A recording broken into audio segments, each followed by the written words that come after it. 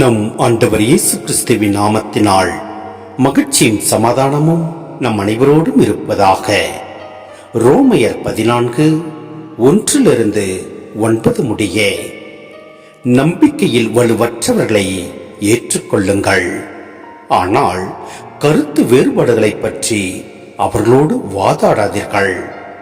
நம்பிக்கை கொண்டோர் எல்லா வகை உணவையும் உண்ணலாம் என கருதுகின்றனர். வலுவற்றவரோ மரக்கறியையே உண்கின்றனர்.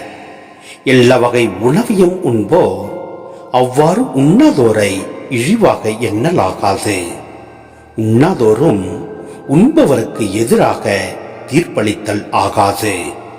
ஏனெனில் கடவுள் அவர்களையும் ஏற்றுக்கொண்டிருக்கிறார். வேறொருவருடைய வீட்டு வேலையாளிடம் குற்றம் காண்பதற்கு உங்களுக்கு என்ன உரிமை இருக்கிறது? அவர் நன்கு செயலாற்றுகிறாரா இல்லையா என தீர்மானிப்பது அவர் தலைவரின் பொறுப்பு. அவர் நன்குதான் செயல்படுவார், ஏனெனில் தலைவர் அவரை நன்கு செயல்பட வைக்க முடியும். ஒரு நாள் மற்றொரு நாளை விட சிறந்தது என சிலர் கருதுகின்றனர்.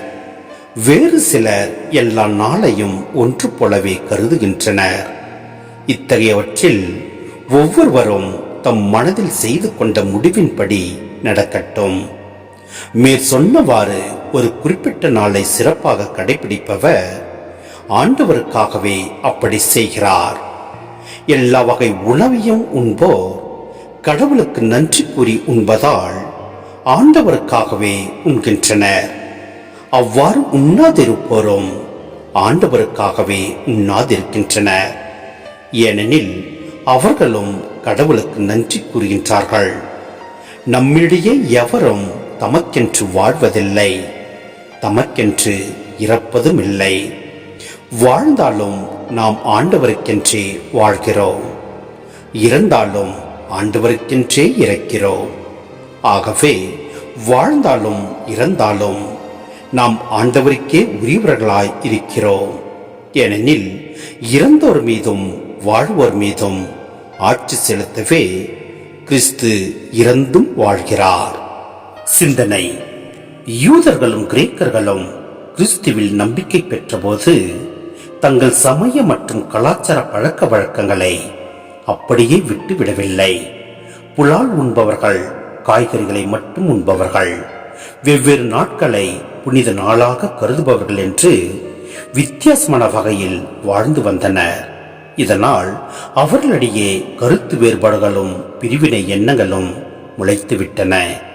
இயேசு இவ்வாறு உணவையும் நாட்களையும் பிரித்து பார்க்கவில்லை என்பதை மனதில் கொண்டு நம்பிக்கையில் முதிர்ந்தவர்கள் மன உறுத்துதல் உள்ளவர்களின் மனசாட்சியை மதித்து நடக்க வேண்டும் என்றும், தனிப்பட்ட வெறுப்புகளையும் சுகத்தையும் பிறருடைய நலனுக்காக துறக்க வேண்டும் என்றும் அறிவுறுத்துகிறார் பவுல்.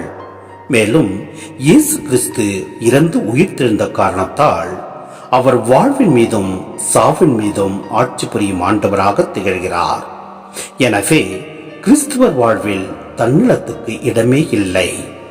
நம்மிலும் பிறரிலும் இயேசுவின் சாயல் பதிந்திருப்பதால் நாம் அவரை பின்பற்றி வாழும்போது இயேசுவின் ஆட்சிக்கு பணிந்து வாழ்பவர்களாவோம். எனவே நம் வாழ்வில் தன்னலத்துக்கு இடம் கொடாமல் நம் ஆண்டவர் இயேசு கிறிஸ்துவை பின்பற்றி வாழ்வோம். எல்லாம் வல்ல இறைவன் நம்மை நிறைவாய் ஆசீர்வதிப்பார். ஆமென்.